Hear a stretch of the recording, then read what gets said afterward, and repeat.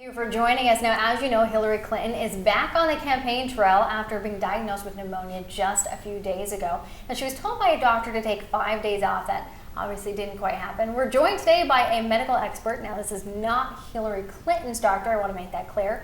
We're also joined by a Hillary Clinton supporter and also somebody from the Trump campaign. I'd like to start with you, doctor. Please tell me, is this good medical advice? Should she already be back on the campaign trail? In my honest opinion, no. Pneumonia is very serious, and we don't even know what type of pneumonia she had. Her personal physician advised 5 days. If this is an infectious type of pneumonia, she's still contagious, which would spread to other people, anyone in her her proximity that would get any of her sputum. If it's an aspiration type pneumonia, which is not infectious, she still needs to rest. She passed out. That's a very serious issue. And if something happens to her again against medical advice, the doctor's covered because she didn't obey. But again, she's not doing.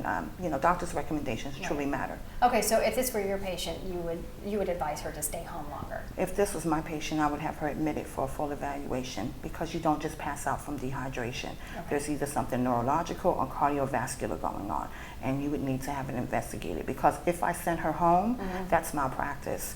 So I would never do something like that. She would be admitted, and we would do a full battery of tests on her. Okay, now we also have somebody here who is a Hillary Clinton supporter. Now, as you have seen, a lot of people are really attacking Hillary for even taking time off. Has this changed your opinion at all? What do you think of the people who are attacking Hillary for getting pneumonia? I think it's absurd to attack Hillary Clinton for getting pneumonia. I've already taken a look at what her personal doctor, who has examined her at least 4 times this month alone, has said. And Dr. Lisa Bardack says, Secretary Clinton is in excellent mental condition and has remained healthy and fit to serve as president. That's more than good enough for me. I think it should be good enough for the voters. And here's one point I'd really like to drive home.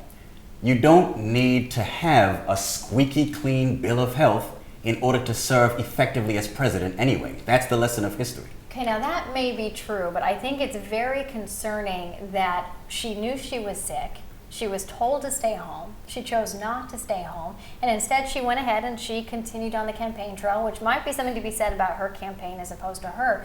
But it's a little bit concerning to know that she was that sick and yet continued as if everything was normal without telling the American people. And I think that's a little bit concerning in the presidency. Now, let's go over to the Trump campaign. Now, actually, the Trump campaign has been very quiet about Hillary's health the last couple of days. Why isn't Trump saying anything about Hillary and her pneumonia? Well, Trump did mention that it's very sad, and he does wish her good health. But he did want to know, why did she attend the 9/11 memorial if she was sick to begin with, and it was a very warm day, very hot, humid day, actually, and she should have rested at home and sought some medical attention. That's what Trump says about this. I'd also like to say, Dr. Clinton's personal physician also said that she has not developed any new and undisclosed medical conditions this year. Now that's more like lawyers speak. She's covering herself, and that's very cryptic. Based on her symptoms, she passed out. That was a syncopathal, episode. She needed to stay home and be evaluated. Now there are a lot of Hillary supporters saying, "Okay, come on, moms go through this every day. They get sick, they go to work. That's what they have to do."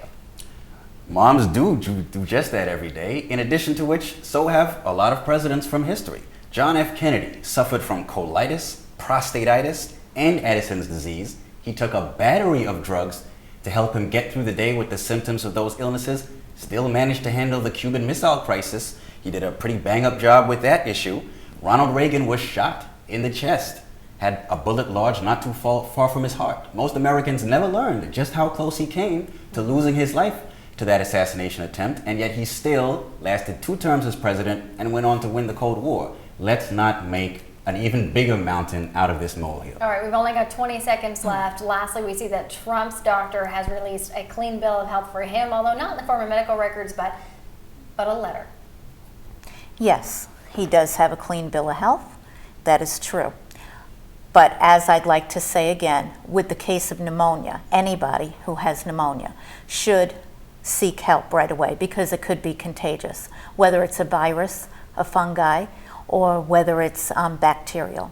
Okay, and I think that her doctor has said that, you know, she is not contagious, so that's good for anyone who has been attending these rallies. That's all the time we have for today. Thank you everyone for joining us, and we'll be right back. Thank you. Thank you. Thank you. Thank you.